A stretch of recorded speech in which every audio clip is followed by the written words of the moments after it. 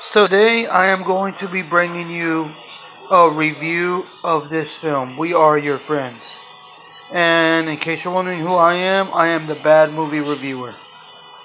So essentially, We Are Your Friends is the story of Zac Efron. I forgot his fucking name is in this film, but he's this young, aspiring DJ that Wes Bentley. Again, I don't really remember because the movie's that forgettable. Wes Bentley's character's name or Zac Efron's. But basically, let's put it this way. Zac Efron is spending his days in the valley, hanging out with his friends, doing nothing, just barely skating by. And out of his friends, he's a pretty good DJ. He is the type of DJ I would want at my party. And, so he does a few club appearances, house parties, etc. And his friends are content with living off of him. I'll cut to the chase. You know what? I'll cut to the chase with you guys. I know y'all want to know, is the film good or not? You don't want to hear me ramble about all these details, which I know a lot of reviewers do. I'll be honest. I am on the fence about this film. I'm on the fence about this film for two reasons.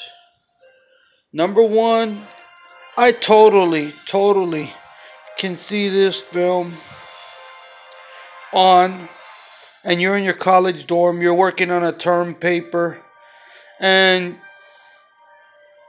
I know I use that word a lot, ambient noise. You need something to listen to kind of distract your mind from the work at hand. So you put on We Are Your Friends. You're listening to it, no biggie. It's just something you're listening to. Put it on, work on your term paper. Every now and then when you need to take a break from what you're doing, you look up, you see the film's on, and you're like, oh, cool. You can tell yourself, oh, cool, that was like a pretty decent DJ scene. And then you just go back to doing what you're doing. I'll tell you the truth. The saving graces for this film are Wes Bentley and Zac Efron. Those two are the two saving graces for this film.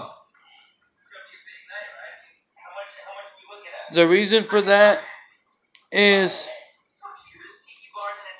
plain and simple. Everyone else you just don't give a fuck about. I mean, you get excited when Zac Efron meets Wes Bentley. You get excited when Efron meets Wes Bentley. You get excited when you're thinking Zac Efron is going to leave these douchebags that he's hanging out with that are holding him back. But then just for him to turn around, just for this fool to turn around and go back and start hanging around the douche nozzles that he was already hanging out with. I mean, this dude, I don't know. It's like he's a glutton for punishment. He's hanging around a bunch of losers that hold him back and got nothing else in their lives going on. So they're stopping his. And he's perfectly content with that. He has it good with Wes Bentley. These guys are like Jeremy Jones said it best. Are like a 50 Cent version of the friends from Entourage. These guys are that bad. They suck. There's nothing redeeming about them. Then there's that point in this film where they actually want you to feel bad for these guys because he starts ignoring them. He starts focusing on Wes Bentley and his career, and these douche nozzles are like sending him texts over the phone and telling him, "Hey, the bro code. Remember us. We were there from the start, and you're just gonna throw us away for a guy you just barely met."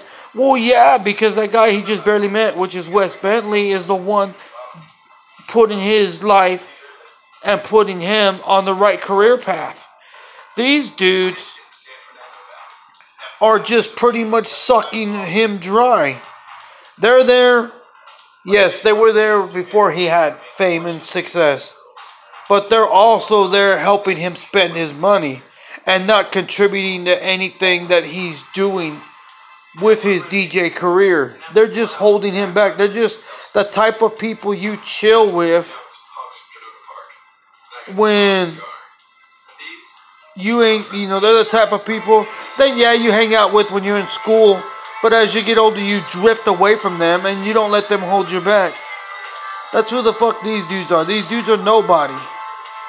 They're nothing. And this film expects you to feel sorry for them.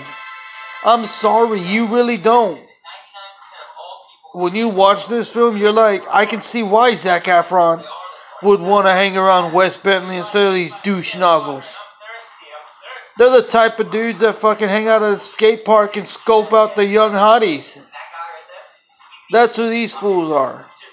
I'll be honest with you. You know what? Wes Bentley, Zac Efron. They're the saving grace of this film. Everyone else sucks.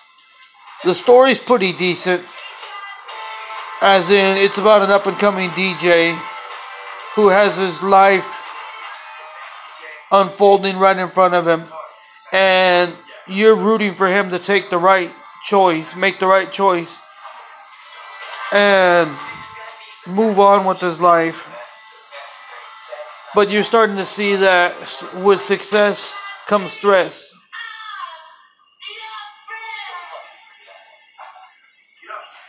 And I'll be honest, would I recommend this movie? I would, just so you could see Zac Efron's and Wes Bentley's DJing skills. Other than that, if you skipped it, you ain't missing nothing. It's alright for what it is, but it's not something you need to rush out and actually watch. I mean, I feel sorry for you if you're actually willing to watch it on TV. I'm doing it so I can do this review. That's why I'm watching it. But remember, I sit through shit so you don't have to. You got a choice. You don't actually have to sit through this shit. I'll be honest, the film, it's bland, it's boring. And that says a lot about what you're getting into. Zac Efron, good actor, knows what he's doing. Wes Bentley, good actor, knows what he's doing. But that's about it. Like I said, this is the type of film you put on when you're working on a term paper or you're finishing up on work around your house or your dorm room. You're cleaning up your dorm room. And you just need something just directly to listen to. Then yeah.